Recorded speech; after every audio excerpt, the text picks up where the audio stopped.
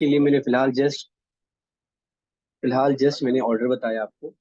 ठीक है, फर्स्ट जो अपना मैट्रिक्स है उसके कॉलम्स बराबर होने चाहिए सेकंड मैट्रिक्स के रोज के, तभी मल्टीप्लिकेशन पॉसिबल है। ठीक है, अब इसके कुछ प्रैक्टिकल एग्जांपल्स देते हैं। एक ये है कि मैंने आपको एक मैट्रिक्स दिया, जैसे 3 4 5 6 7 -8। एक ये मैट्रिक्स है ए, दूसरा मैट्रिक्स है बी, जैसे 4 5 6 7 8 9, एंड एक है सी।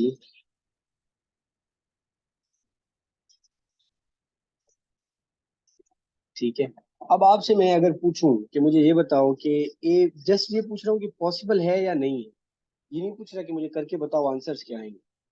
इनकी प्रोडक्ट हो सकती है या नहीं हो सकती, फिलहाल इतना मुझे बताएं। ए बी, बी ए सी, और अपना सी बी, और बी सी। चलिए पांच का बता दो मुझे। ठीक है, आपने करना क्या है, जस्ट जो फर्स्ट मैट्रिक्स गिवन होगा उसके कॉलम्स आपने देखने हैं, फिर सेकंड जो अपना मैट्रिक्स होगा उसके रोज देखने हैं। अगर वो बराबर हैं तो आप कहेंगे yes it is possible, it is computable. अगर नहीं तो no it is not computable या इट इज नॉट पॉसिबल। ठीक है, चले मैं ना इसको कर आके भी दिखाता हूँ इधर ही, आप साथ साथ करें भले।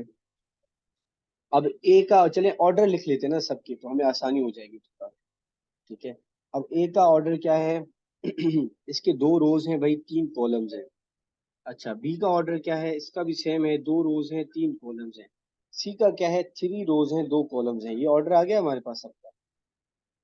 अब ए इंटू बी, ए के कॉलम्स थ्री हैं, बी के रोज टू हैं, विच मीन्स कि ये इक्वल नहीं है, तो इनका प्रोडक्ट नहीं हो सकता। ठीक है, तो ये नॉट पॉसिबल आया। अब बी और ए का देखते हैं। बी और ए का मतलब ये है, अब आप पी की कॉलम देखेंगे विच इज थ्री, और ए के रोज देखेंगे विच इज टू। तो थ्री और टू आपस में इक्वल नहीं है, विच मीन्स इसका अभी प्रोडक्ट नहीं हो सकता। ए और सी का देखते हैं। ए के कॉलम्स हैं टू, सॉरी यहाँ पे कहाँ है मैं, ये रहा। ए के कॉलम्स हैं टोटल कुल मिला के तीन, और सी है साथ में। सी के भाई कितने रोज, सी के रोज हैं थ्री। तो इज इट पॉसिबल कि हम इनकी मल्टीप्लिकेशन कर सकें या नहीं?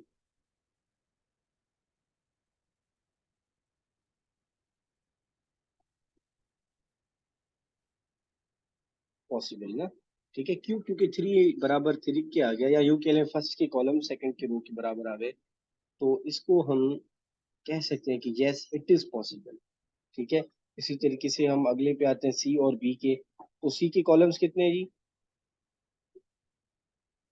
सी के कॉलम्स हैं हमारे पास दो, और बी के रोज कितने हैं जी? बी के रोज हैं दो। तो इज इट पॉसिबल कि मैं इनकी मल्टीप्लिकेशन कर पाऊंगा?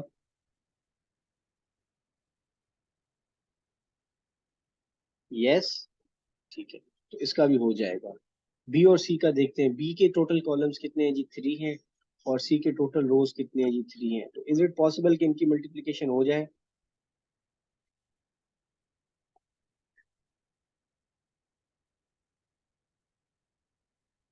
ठीक है, तो यस इसकी भी हो जाएगी। ठीक है, तो ये हमने जस्ट ऑर्डर के थ्रू चेक किया।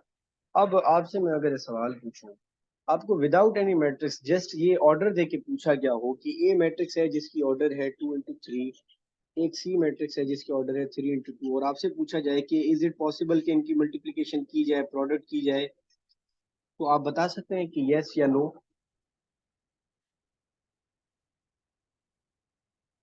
ठीक है, यस दैट्स गुड।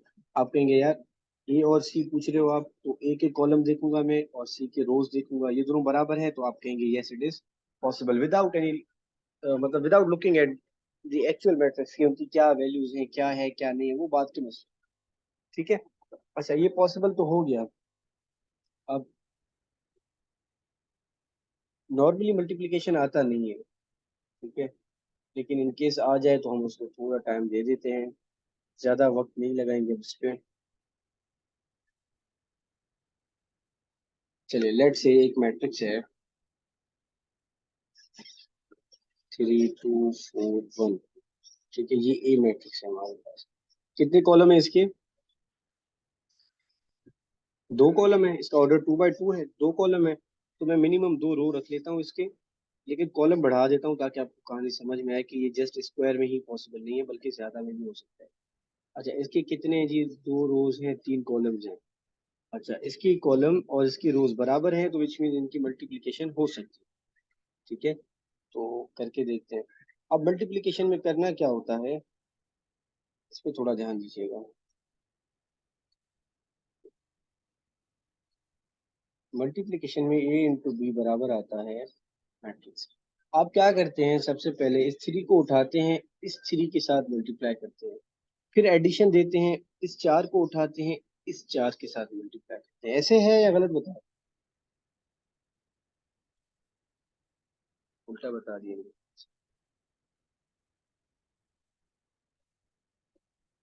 इस 2 को उठाते हैं, इस 4 से मल्टीप्लाई करते हैं। ठीक है, यानी कि यूं कह लें, फर्स्ट रो उठाएंगे, ठीक है, और उसको फर्स्ट कॉलम के साथ ही कर देंगे। यूं कह लें, इसको जरब दे रहे हैं आप इसके साथ, लेकिन जो मेंबर आएगा वो कुल मिला के एक ही आएगा। ठीक है, करके देखते हैं क्या कह रहा हूँ मैं, एक एक स्टेप इसका जस्ट करके देखते हैं।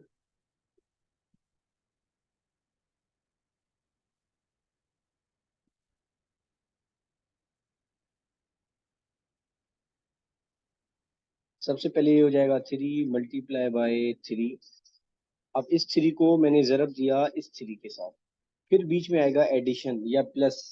ठीक है, अच्छा उसके बाद क्या होगा, इस 2 को आप जरब देंगे इस 4 के साथ। ठीक है, क्यों, क्योंकि मैंने कहा इस रो को जरब देना है इस कॉलम के साथ, या यूं कह ले फर्स्ट रो को फिलहाल फर्स्ट कॉलम के साथ। तो आंसर आपका क्या आएगा जी, ये हो जाएगा 2 × 4। ठीक है, इस सारे को मिटा दें अगर आप, कचरे को, तो समथिंग लाइक दिस बन जाएगा। अब ये कुल जो भी आंसर आएगा ना, ये सिर्फ एक मेंबर आएगा। ठीक है, उसके बाद गैप दें, थोड़ा आगे बढ़ जाए। अब आप क्या करेंगे, अब मुझे ये मेंबर चाहिए, ऐसे ही है, ये से मुराद है सेकंड मेंबर चाहिए ना, ये फर्स्ट मेंबर था, अब मुझे यहाँ पे सेकंड मेंबर चाहिए होगा। उसके लिए मैं क्या करूंगा, एन गेसेस, पहले मैंने क्या किया, इसको मल्टीप्लाई किया इसके साथ। अब क्या करूंगा,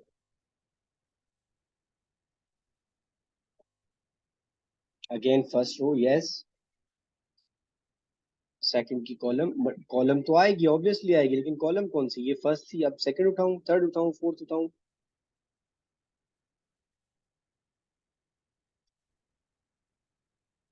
सेकंड कॉलम। ठीक है, बिल्कुल ठीक है। ठीक है, सेम रूल अप्लाई करें, जैसे मैंने पहले इसको इससे किया, फिर इसको इससे किया, अब इसको हटा दें। अब आप क्या करें, इसको इससे करें, एंड देन इसको इससे करें। ठीक है, तो क्या बन जाएगा जी, 3 × 5। अब मैं ये सारा प्रोसेस रिपीट नहीं कर रहा, आपको ये समझ आ गया होगा कि 3 × 3 आता है, मैं डायरेक्टली अब आंसर रखता हूँ। तो 3 × 5 हमारा 15 आ जाएगा, प्लस बीच में आएगी 2 × 7 14 आएगा। ठीक है, तो ये हमारा एक और अपना क्या कह लें मेंबर हमें मिल जाएगा। अच्छा, अब आपने एक चीज देखी होगी, मैं क्या कर रहा हूँ, फर्स्ट रो उठाया फर्स्ट कॉलम से किया, फिर फर्स्ट रो उठाया फिर सेकंड कॉलम से किया। अब इसी तरतीब से चला जाए तो फर्स्ट रो उठाऊंगा, किस चीज से मल्टीप्लाई करूंगा, कुछ सेंस बन रहा है अब, थर्ड कॉलम से, एग्जैक्टली। ठीक है, यानी कि अब ये सारा यहाँ पे आके इस सारे से, ठीक है, और फर्स्ट मेंबर फर्स्ट से, सेकंड वाला सेकंड से, तो जगह कम है, इसको मैं डायरेक्टली इसका आंसर लिख देता हूँ, जगह कम पड़ रही है इसलिए। 15 + 14 का आपका आंसर आ जाएगा 29। मैं 29 यही लिख देता हूँ। ठीक है, ये सेकंड है, थर्ड पे आएंगे अब। तो ये आ गया 3 × 6 आपका आ जाएगा 36 प्लस 2 3 × 6। ठीक है, तो देखा जाए तो हमें अपना फर्स्ट रो पूरे का पूरा मिल गया है, ऐसे ही है। अब हम आएंगे अपने सेकंड रो पे। अब सेकंड रो पे क्या करना है ये आप लोग करेंगे, मैं आपको हिंट दे देता हूँ। वही सेम मेथड अप्लाई करना है कि आप सेकंड रो उठाएंगे, फर्स्ट कॉलम के साथ मल्टीप्लाई करेंगे तो आपका ये वाला मेंबर आएगा। फिर आप फर्स्ट रो उठाएंगे, सेकंड कॉलम के साथ जरब देंगे तो आपका ये सेकंड मेंबर आएगा। फिर आप फर्स्ट ये अपना, सॉरी मैं बार बार गलत कह रहा हूँ, सेकंड रो उठाएंगे और इस कॉलम के साथ जरब देंगे तो आपका ये यहाँ का थर्ड मेंबर आ जाएगा। ठीक है, तो आप भी करें, बल्कि टाइम कम है तो मैं डायरेक्टली करता जाता हूँ, आप जस्ट देखते जाएं। अब इसको मैं ज्यादा एक्सप्लेन नहीं करूंगा। अच्छा, ये हो जाएगा 4 × 3 12 प्लस 4 × 1 = 4। अच्छा, आगे आते हैं, सेम इसको मैं मल्टीप्लाई करूंगा अब इसके साथ। 4 × 5 = 20 प्लस 1 × 7 = 17। ठीक है, अब मैं इसको करूंगा इसके साथ, तो 4 × 6 = 24 प्लस 3 × 1 = 3। अब इनको ऐड करके एक फाइनल आंसर रखना है, और वो हमारा एक कुल मिला के एक फाइनल आंसर है जो कि बनेगा। थोड़ा डायरेक्टली करते हैं, ये हो गया 9 प्लस 2 × 4 = 8। 9 और 8 कितना हो गया, 17। और उसके बाद ये 29 और ये हो जाएगा 24। यहाँ पे आए 16, 27, ये 16 है, 27 और ये भी 27। ठीक है, तो A × B का हमारा आंसर ये आ गया। ये करने में 1 मिनट भी नहीं लगता। ठीक है, फर्स्ट टाइम समझा रहा हूँ, साथ साथ कर रहा हूँ, इसलिए शायद हमें इतना टाइम लग गया। ठीक है, क्लियर है ये? अच्छा सर, 29 ही बार बाबा कैसे आया? कैसे आया, ये क्या बात है? चलिए मैं बताता हूँ, दोबारा बताता हूँ। ये हमने ऐसे लाया कि फर्स्ट रो को जरब किया था हमने। चलिए मार्कर चेंज करते हैं। फर्स्ट रो को हमने जरब दिया था सेकंड कॉलम के साथ, तो हमारा आंसर 29। ठीक है, ये कैसे आया? 3 × 5 = 15 प्लस 20 × 7 = 14, जो को कुल मिलाया 29 दिया हुआ। ठीक है। ठीक है, ऑल क्लियर है आई गेस। मेरा 23 आ है, तो आप बताए ना कैसे आ रहा है मेरे बच्चे? कोई नंबर में आपने शायद गलती कर दी, कुछ किया होगा ना।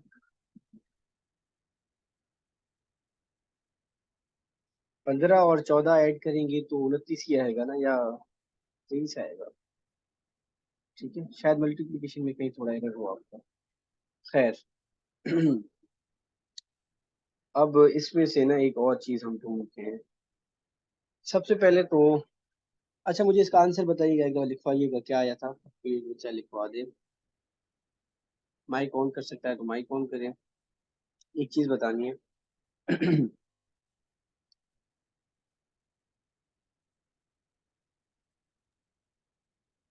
सर 16 16। 16 16 आ गया। फिर एक और 16 नीचे इसके। अच्छा, रो कॉलम वाइज बता रहे हैं, ठीक है। यस। सर 17 था 29। फर्स्ट वाला। ऊपर वाला 17 था, जी जी।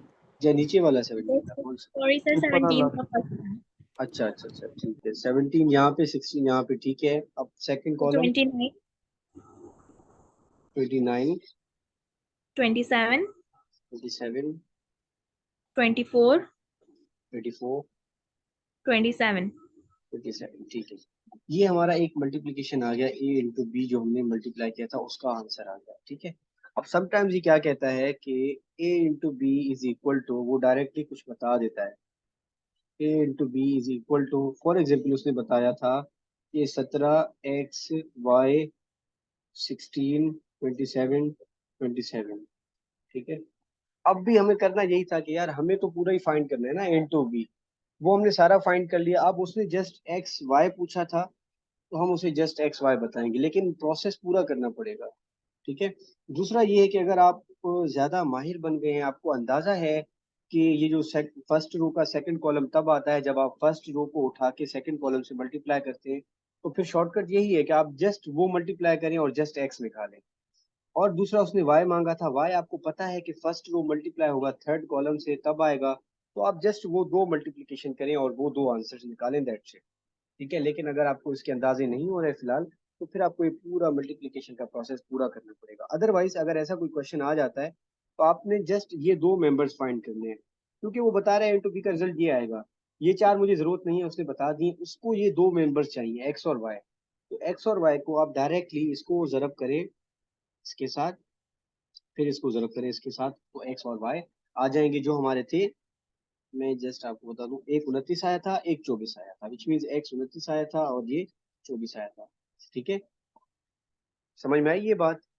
तो समटाइम्स ये जस्ट एक दो मेंबर पूछ लेता है, उसका रीजन ये है ना असल में कि 1 मिनट है और उसने अगर 4x4 का ऑर्डर दे दिया तो फिर तो टाइम ज्यादा लग सकता है ना। तो फिर उसने 4x4 का अगर ज्यादा, जितना ज्यादा बड़ा ऑर्डर देगा उतने ज्यादा चांसेस हैं कि वो जस्ट 2-3 मेंबर पूछ ले बस। वो ये टेस्ट करना चाहता है कि डू यू नो कि ये क्या चीज हो रही है या नहीं, बस। ठीक है, तो इस हिसाब से भी आप भले प्रैक्टिस कीजिएगा। ठीक है, ये विद प्रैक्टिस आपको अंदाजा हो जाएगा कि कौन सा मेंबर कैसे मिलता है। सही है। अच्छा।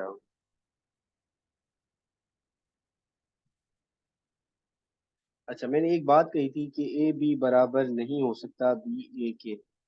ठीक है, अब इसको ही देख लें आप। इसका ऑर्डर था 2x2, इसका ऑर्डर था 2x3। इसके कॉलम्स, सॉरी, ए और बी के हिसाब से हमने जब देखा था तो तब था 2x2 पहला, यानी कि ए था, बी क्या था, बी था 2x3। तब हमने कहा था यार कॉलम और रो बराबर है, तब तो ठीक था। अब बी और ए के चक्कर में क्या बनेगा, इस साइड देखें, बी पहले आएगा, अब वो है 2x3, और फिर आएगा ए। ए क्या है अपना 2x2। अब देखिए कॉलम और रो बराबर नहीं है, तो इसी वजह से मैंने कहा था कि ये नॉट नेसेसरी कि हमेशा ये एक दूसरे के बराबर आए। समटाइम तो मल्टीप्लाई नहीं होते और आंसर भी सेम नहीं आते। ठीक है, आंसर सेम इक्वल नहीं होगा। यस, बिल्कुल। आंसर पे तो आप तब जाएंगे ना जब इसकी मल्टीप्लिकेशन पॉसिबल हो। ठीक है, इसकी इक्वल ना होने की दो वजह है। एक ये है कि ऑर्डर की वजह से ये कंप्यूट ही नहीं हो पाता, नॉट पॉसिबल होता है। दूसरा ये है कि अगर वो कंप्यूट हो जाता है तो आंसर सेम नहीं आते। ये दो वजह है जिसकी वजह से हम इसको अनइक्वल लिखते हैं कि दीज आर अनइक्वल्स। ठीक है, या नॉट इक्वल्स। ठीक है, अब थोड़ा मैं आगे बढ़ाता हूँ। यहाँ तक कोई सवाल है किसी का तो पूछ ले।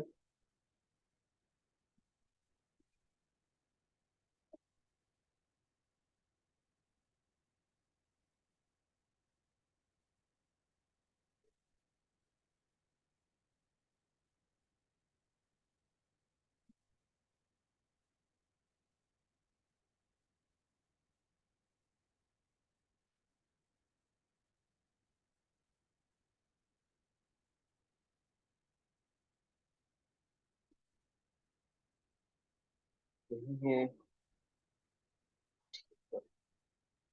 चले। अब जो हम कॉन्सेप्ट देख रहे हैं वो हम जस्ट 2x2 मैट्रिक्स पे अप्लाई करेंगे। ठीक है, मैं दोबारा रिपीट कर देता हूँ कि अब जो हम कॉन्सेप्ट देख रहे हैं वो हम जस्ट 2x2 के ऑर्डर पे रिपीट करेंगे, दैट्स इट। एग्जाम में भी ज़्यादा से ज़्यादा यही आएगा। उसका रीज़न ये है कि 3x3 करने में आपको मिनिमम 14 से 15 मिनट लगते हैं। जिसने इंटर की फर्स्ट ईयर की इंटर की मैथ पढ़ी है उसे अंदाज़ा होगा। ठीक है, वो ये है कि जब हमसे डिटर्मिनेंट पूछा जाए, या फिर दूसरा अपना होता है एडजॉइंट पूछा जाए, या तीसरा होता है इनवर्स पूछा जाए। ठीक है, उस वजह से 3x3 में या 4x4 में तो और ज्यादा टाइम लगता है। इसकी वजह से हम जस्ट 2x2 पे फोकस करेंगे, जो कि 1 या 2 मिनट में पॉसिबल है, और एग्जाम में भी 2x2 का ही आता है अगर आता है। ठीक है। अच्छा, लेट से एक मेंबर है, एक सेट है, अपना मैट्रिक्स है हमारे पास, ABCD। ये ए है, तो इसका एडजॉइंट ऑफ ए क्या होता है? Any guesses? इसमें हमने करना क्या होता है कि जो हमारे डायगोनल्स के एलिमेंट है ना, जिसको हम शुरू से डायगोनल कहते आ रहे हैं। ठीक है, नहीं ये आप डिटर्मिनेंट का बता रहे हैं समझो। ये डिटर्मिनेंट का फॉर्मूला है, फिलहाल हम जस्ट इसकी बात कर रहे हैं अपने इसकी एडजॉइंट की। ठीक है, डिटर्मिनेंट पे बात पे आते हैं। यहाँ पे हमने ये करना होता है कि इसका रिजल्ट हमेशा कोई मैट्रिक्स ही आएगा, लेकिन थोड़ा सा मैट्रिक्स डिफरेंट होगा। कैसे डिफरेंट होगा? ये जो हमारे ए और डी हैं ये अपनी जो है जगह चेंज कर लेते हैं, या यूं कह लें इंटर कन्वर्टेबल हो जाते हैं। ये इधर आ जाता है, ये इधर आ जाता है, तो ये क्या बन जाएगा, यहाँ पे आ जाएगा डी, यहाँ पे हो जाएगा ए। और जो ये आपस में ना बी और सी, ये अपने साइंस ऑपोजिट कर लेते हैं। ये माइनस का बी बन जाएगा, ये माइनस का सी बन जाएगा, बस इतनी सी बात है एडजॉइंट ऑफ टू। ठीक है, इसी कोई मैं अगर किसी नंबर पे अप्लाई करता, लेट से कोई ए मेरे पास होता 4 5 माइनस का 3 और 0। ठीक है। अच्छा, इसका एडजॉइंट पूछा जाता मेरे से, तो एडजॉइंट ऑफ ए क्या बनता जी? 0 यहाँ आता, 4 यहाँ आता। इनके साइंस ऑपोजिट हो जाते हैं। जब मैं कहता हूँ साइंस ऑपोजिट हो जाते हैं, इसका मतलब है 5 है तो माइनस का 5, और अगर ऑलरेडी -3 है तो पॉजिटिव का 3 हो जाता है। ठीक है, अक्सर बच्चे ये समझ लेते हैं कि जस्ट माइनस के आंसर आएंगे सारे, तो वो इसको -3 रहने देते हैं, ये ना कीजिएगा। ठीक है, साइंस ऑपोजिट हो जाएंगे, बस इतना समझ लो। ठीक है, क्लियर है ये बिल्कुल बचकाना कॉन्सेप्ट है, आगे काम आएगा असल में जो मेन चीज है। ठीक है, अब एक तो एडजॉइंट हो गया, दूसरा होता है डिटर्मिनेंट। ठीक है, ये हमने एडजॉइंट देख लिया, फर्स्ट कॉन्सेप्ट। सेकंड है डिटर्मिनेंट, जो हमारे काम का भी है, अक्सर आता भी है, जस्ट डिटर्मिनेंट बहुत ज्यादा आता है। वो ये होता है कि लेट से कोई मैट्रिक्स है, वही ए बी सी डी अगर हो, उसका डिटर्मिनेंट पूछा जाए, तो डिटर्मिनेंट अगर ये ए है ना, डिटर्मिनेंट पूछा कैसे जाता है, ए या तो लिखेगा आपको डिटर्मिनेंट ऑफ ए क्या है, या फिर लिखेगा ये इसकी वैल्यू क्या है। ठीक है, तो ये सिंबल है डिटर्मिनेंट ऑफ ए फाइंड करने का, जैसे A D J, a symbol था एडजॉइंट ऑफ ए फाइंड करने का। ठीक है, तो डिटर्मिनेंट ऐसे फाइंड किया जाता है, आप फॉर्मूला लगाते हैं A D minus B C का, या यूं कह लें इन दोनों की प्रोडक्ट, फिर बीच में माइनस, फिर इन दोनों का प्रोडक्ट। ठीक है, अच्छा मैं इसको यहीं रहने देता हूँ, एक मैट्रिक्स लिख लेता हूँ जिससे आपको साथ साथ अंदाजा हो। लेट से मैट्रिक्स ए होता है 4 5 3 2, लेट से। ठीक है, और आपसे पूछा जाता है, चलिए कोई सिंपल भी नेगेटिव कर लेते हैं, जिसको नेगेटिव आपसे पूछा जाता है इसका डिटर्मिनेंट क्या होगा। ठीक है, तो आप क्या करते, ए डी माइनस बी करते। ए डी माइनस बी से मुराद क्या है, ये ए डी है हमारे, जो कि जरा होके बन जाते -4 × 2 माइनस का बी इंटू सी बन जाते 5 × 3 या 3 × 5, जो भी लिखे बात वही है। ये बन जाता -8, माइनस सेम रहता -15, कुल मिला के आंसर क्या आ जाता, माइनस का 23। ठीक है, तो ये डिटर्मिनेंट हमारा ऐसे निकलता है। एंड समटाइम्स वो असल में क्या करता है, कोई भी सेट है ना, लेट से ये है, सॉरी यार सेट बार बार कह रहा हूँ, मैट्राइसिस है ए। ठीक है, डिटर्मिनेंट जब हम निकालते हैं ना, वो हम सिंबल ऐसे लगाते हैं, और फिर यहाँ पे भी हम ऐसे ही रखते हैं सेट को, मैट्राइसिस की ये वाली नोक है ना, ऐसे समझ ले, वो खत्म कर देते हैं। तो वो समटाइम्स ये ऐसे होगा। उसके बाद अगला स्टेप होता है A D minus B C, और फिर कोई ना कोई एक वैल्यू आती है, वो हमारा फाइनल आंसर बन जाता है। तो वो समटाइम्स ऐसे लिख के पूछेगा डिटर्मिनेंट ऑफ ए फाइंड करें, या यूं कहेगा कि इसकी वैल्यू क्या आएगी, या यूं भी कह देता है कि डायरेक्टली ये वैल्यू दे ही नहीं आपको, आपको बस ये एक इस तरीके से कोई वैल्यू दे और पूछे इसकी वैल्यू क्या है। तो अगर उसने बिल्कुल स्ट्रेट दो वर्टिकल लाइंस दी हुई है ना, या यूं कह ले मॉड में रखा हुआ है ना, तो उसका मतलब ये है आपने इसके डिटर्मिनेंट्स निकालने हैं। अक्सर बच्चे कंफ्यूज हो जाते हैं कि सर इसकी तो एक मैट्रिक्स दिया हुआ था, अब इसका करना क्या था, उसने बताया तो था नहीं। तो भाई उसने मैट्रिक्स नहीं दिया था, उसने असल में डिटर्मिनेंट दिया हुआ था, तो आपने उस सेट का डिटर्मिनेंट लेना था, and that is A D minus B. ठीक है, यानी कि आपसे मैं अगर पूछ लूँ इसका क्या होगा आंसर, तो आप कहेंगे सर इसका आंसर होगा 15 - 12, sorry 8, and which mean 7 answer आएगा। ठीक है, कैसे किया, A D minus B C. ठीक है, चलें, अब इसके अंदर एक और चक्कर है, डिटर्मिनेंट के अंदर दो चक्कर हैं टोटल। ठीक है, डिटर्मिनेंट हमारे काम आता है एक और चीज फाइंड करने में। ठीक है, एक होता है सिंगुलर मैट्रिक्स, एक होता है नॉन सिंगुलर मैट्रिक्स। एनीवन जिसको आइडिया हो थोड़ा बहुत इसका।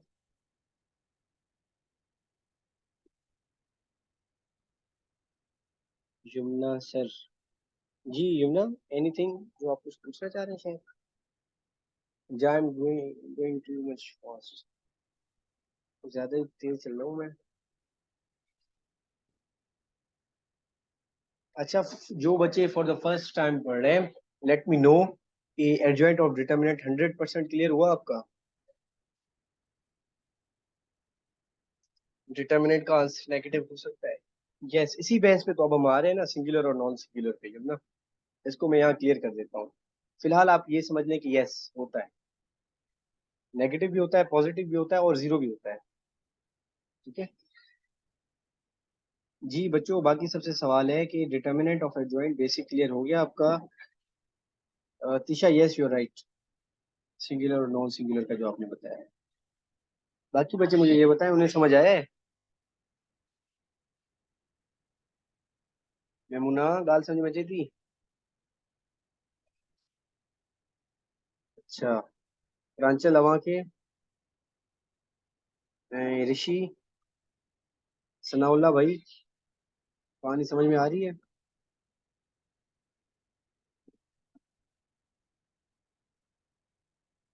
ठीक है, बताते चले ना फिर मुझे। ठीक है जी, अब सिंगुलर क्या है, मैं सिंगुलर पे फिर आता हूँ, समझ में आ रहा है सिर्फ तो अच्छी बात है। सिंगुलर ये है कि अगर आपको कोई एक मैट्रिक्स दिया जाए और आपने उसका लिया डिटर्मिनेंट, ठीक है, इसलिए आपने देखा होगा मैंने डिटर्मिनेंट के अंदर अंडर रखा है उसको। आपने लिया उसका डिटर्मिनेंट, यानी कि समथिंग लाइक दिस लिया, जिस ये ए बी और सी और डी है, उसका आंसर आया 0, तो such a matrix is called singular matrix, ठीक है।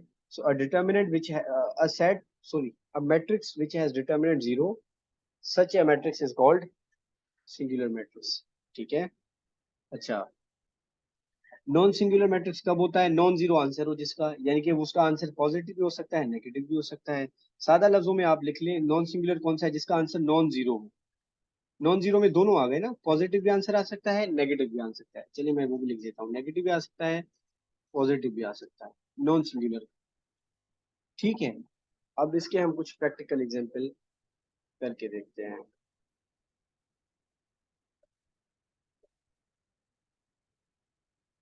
अब लेट से हमारे पास है कोई चीज,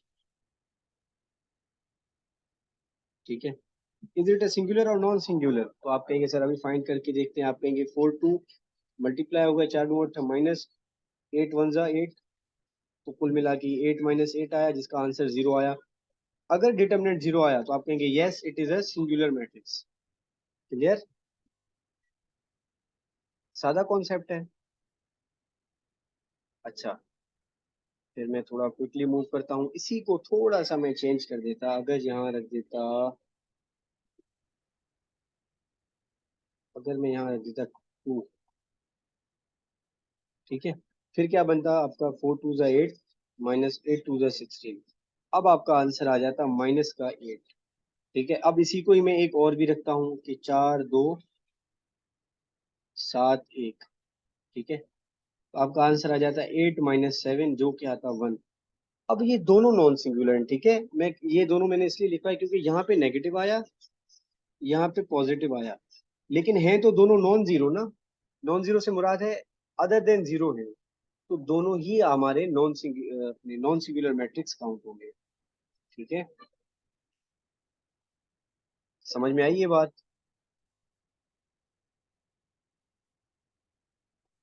ठीक है, अब इसमें हम एक स्टेप फर्दर आगे चलते हैं। सवाल कभी कभी ये आ जाता है कि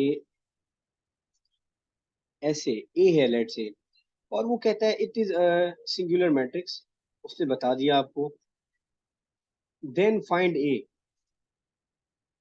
कि ए की वैल्यू क्या आएगी जी। फिर हम क्या करते हैं भाई, बेसिक फॉर्मूला लगाओ, A D minus B C का, तो बन जाएगा 4 इंटू ए, तो बन जाएगा 4 ए, माइनस 3 2 जा 6 बन जाएगा, इक्वल इसको मैं खुद रखूंगा जीरो के, उसने नहीं दिया था कुछ भी, उसने जस्ट बताया था कि इज अ सिंगुलर मैट्रिक्स। जब उसने कहा सिंगुलर मैट्रिक्स, तो मुझे डेफिनेशन से पता है कि भाई सिंगुलर मैट्रिक्स वो होता है जिसका डिटर्मिनेंट 0 आता है, तो इसलिए इसको मैं खुद इक्वल टू 0 के रखूंगा और देन इसको सॉल्व करूंगा, तो ये हो जाएगा 4a is equal to 6, a is equal to 6/4, and a की वैल्यू आ जाएगी हमारे पास 3/2, ठीक है, 3/2, यस, ठीक है। अब ये ए या एक्स या वाई या एम, अमूमन एम रखता है, या ए या एक्स वाई जेड कुछ भी रखता है, वेरिएबल रखेगा कोई, ठीक है। अब वो चाहे तो यहाँ भी रख सकता है, चाहे तो इस जगह पे, चाहे तो इस जगह पे, चाहे तो इस जगह पे, चार जगहों में से किसी भी एक जगह पे वो रख के आपसे पूछ सकता है, ठीक है, और आपका काम है कि उसको आंसर ढूंढ के दें। अच्छा, ये फिर 10 मिनट का लिमिट आ गया हमारे पास। जी, ये क्लियर हुआ कि अगर हमें कहे सिंगुलर है और कहे कि फाइंड करके दो, ठीक है।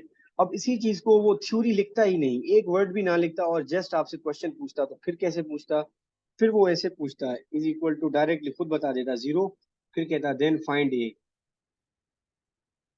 ये यही बात थी जो उसने पहले वर्ड्स में लिखी हुई थी कि इज अ सिंगुलर मैट्रिक्स, ठीक है। अब भी आप वही कहानी चलाएंगे और आपका आंसर वही आएगा ए का, ठीक है। अच्छा, ये सेकेंड 3/2 आएगा। यहाँ पे मैं एक और चीज आपको बता दूं कि वो अगर कहे नॉन सिंगुलर, तो फिर उसको आंसर लाजमी देना पड़ेगा, ठीक है, क्योंकि नॉन सिंगुलर का मतलब है अदर देन जीरो, और अदर देन जीरो तो इन्फिनिटी नंबर्स है ना, हमें नहीं पता एग्जैक्टली क्या नंबर है, ठीक है, तो अगर सिंगुलर कहेगा तो कोई भी वैल्यू नहीं देगा, आप खुद अंदाजा लगाएंगे कि यार जीरो इक्वल टू आएगा।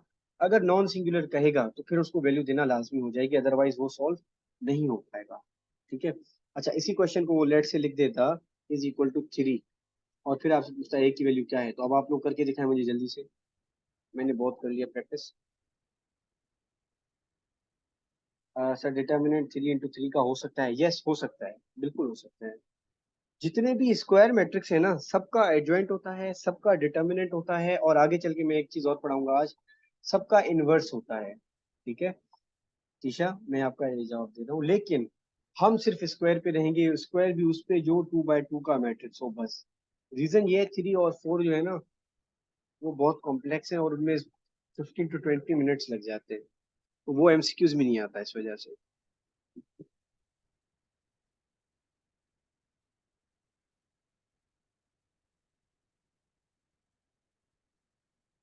चलिए सनाउल्ला और तीशा के आंसर आ गए, बाकी क्या कर रहे हैं भाई? इशिका आप आज बिल्कुल चुप लगे पड़े हैं।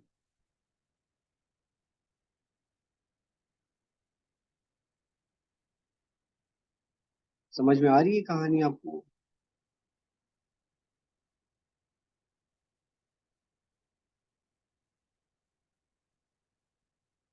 या बोर थी हो?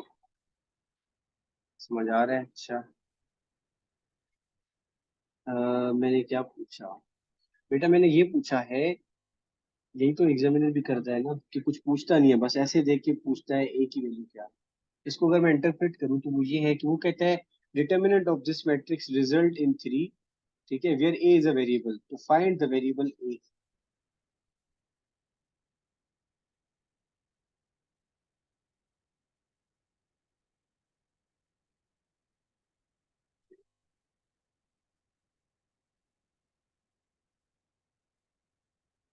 बीच में एक बच्चों,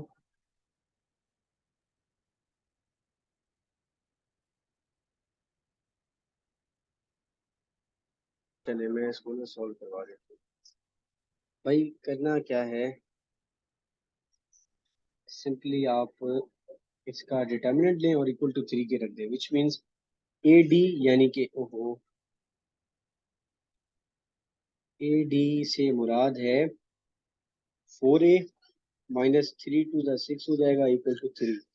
तो 4a = 3 + 6, सिंप्लीफिकेशन कर रहा हूँ और कुछ नहीं कर रहा मैं, तो 4a = 9 एंड a = 9 वही रहेगा अपॉन में 4, और ये हमारा आंसर है। ठीक है। अच्छा, ये आंसर दे के मेरा दिल कह रहा है एक चीज और मैं आपको बता दूं, वो ये है कि लेट से वो कहता कि ये स्क्वायर है, और फिर वो आपसे ए की वैल्यू पूछता, तो फिर हम क्या करते, स्क्वायर चलाते, यहाँ तक स्क्वायर चलाते, स्क्वायर आ गया, और ये दो आंसर्स भी हमारे परफेक्ट स्क्वायर्स आ रहे हैं। नजर आ गया होगा आप लोगों को भी कि 3 is a perfect square and 2 is also a perfect square, तो आपकी ए के आंसर 3/2 आ जाते हैं। ठीक है, चलिए अच्छी बात है। अब विद दिस मैं एक और चीज ऐड करके आगे बढ़ जाता हूँ। अब ये आप लोगों का काम है कि आप लोग इस पे खुद प्रैक्टिस करें। वो मैं कुछ मिसाल जैसे दे देता हूँ कि वो मैट्रिक्स ऐसे भी रख सकता है, और वो जस्ट आपसे ए पूछ सकता है, यानी कि उसने खुद 2a रखा लेकिन पूछा ए, तो ये आपकी काम है अब। या फिर वो समटाइम्स एम रखा यहाँ पे, प्लस में 3 भी रख दिया, ठीक है, और आगे से चल के कहा इसका आंसर 17 आएगा। ठीक है, या कोई भी और वेरिएशन अगर वो करता है तो कोई मसला नहीं है, आपने सिंपल डिटर्मिनेंट लेना है और सिंपल सॉल्व करके आगे बढ़ के उस वेरिएबल के वैल्यू बता देनी है। ठीक है, और समटाइम्स वो कंफ्यूज करने के लिए चार यहाँ पे वेरिएबल की जगह कोई क्वेश्चन मार्क छोड़ देता है, तो उस वेरिएबल की जगह, इस क्वेश्चन मार्क की जगह आप खुद कोई वेरिएबल यूज कर लें अपनी आसानी के लिए और उसको सॉल्व करिएगा। ठीक है, यानी कि इसको अगर उसने लिख दिया 0 के बराबर, तो आप खुद कोई वेरिएबल यूज करें, लेट से x यूज किया आपने, तो ये हो जाएगा 20 की 15 - 4x = 0, तो 15 = 4x एंड 15/4 = x। तो आप ये कहेंगे इस क्वेश्चन मार्क को रिप्लेस करेगा 15/4।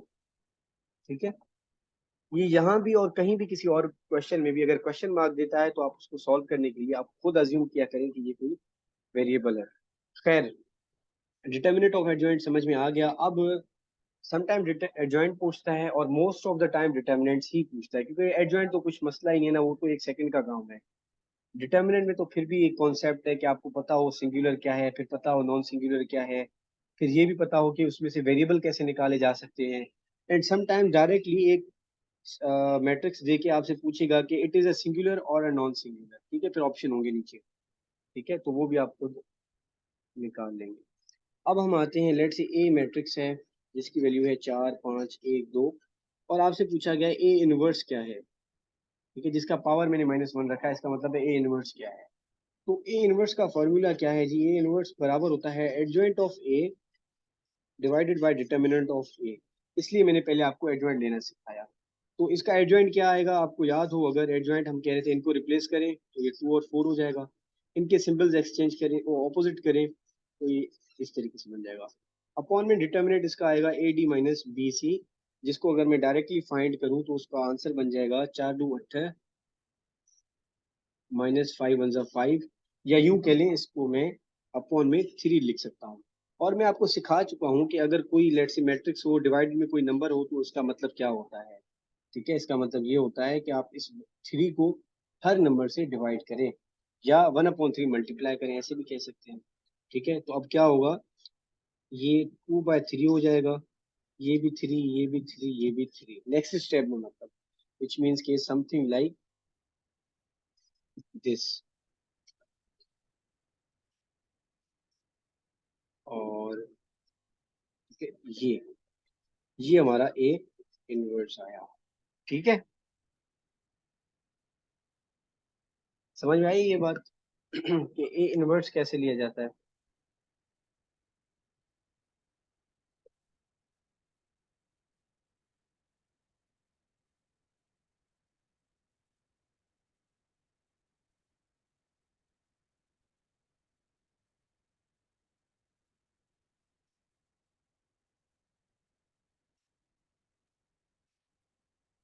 ठीक है। अच्छा, ये ए इनवर्स तो मैं वैसे वर्ड यूज कर रहा हूँ बार बार, लेकिन वैसे अगर देखा जाए तो ये एक्चुअली है मल्टीप्लिकेटिव इनवर्स, ठीक है, multiplicative inverse of matrix A.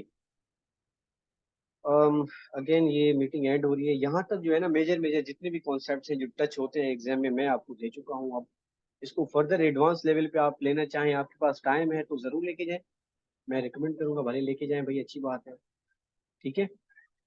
लेकिन मैट्रिसेस को मैं यहाँ पे एंड कर रहा हूँ। अब आप लोगों की अपनी प्रैक्टिस है, जितनी हो सके प्रैक्टिस करो, ठीक है। और ये इन्वर्स का हमने एक प्रॉब्लम किया, ऐसे ये मुराद नहीं है कि इन्वर्स नहीं आते, टाइम कम है इसलिए हमने एक किया है। और इन्वर्स के लिए जो फाउंडेशन चाहिए थी वो हम कर चुके हैं, ठीक है। तो इन्वर्स पे भी उतना ही प्रैक्टिस कीजिएगा जितना आप डिटर्मिनेंट पे करेंगे, ठीक है। अच्छा, मेरा इरादा ये था कि मैं 3 क्लासेस कराऊंगा। आप लोग फ्री हैं तो हम एक और क्लास कर लें, कोई नया टॉपिक टच कर लें।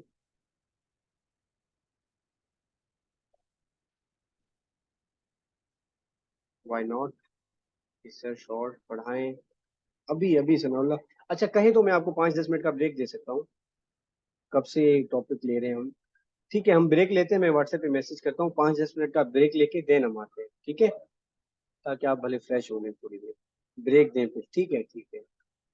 अब एक बंदा कह रहा है ब्रेक चाहिए, एक कह रहा है नहीं चाहिए, ले लेते हैं ब्रेक, ठीक है, थोड़ा रिलैक्स हो जाए, फिर हम एक न्यू टॉपिक फ्रेश होकर करते हैं, ठीक है। ठीक है। अच्छा, पिछले जो मैंने मैट्रिक्स पढ़ाया हुआ है ना, पिछली क्लास को वो जरूर देखिएगा, एक दो चीजें शायद मैंने मिस की हो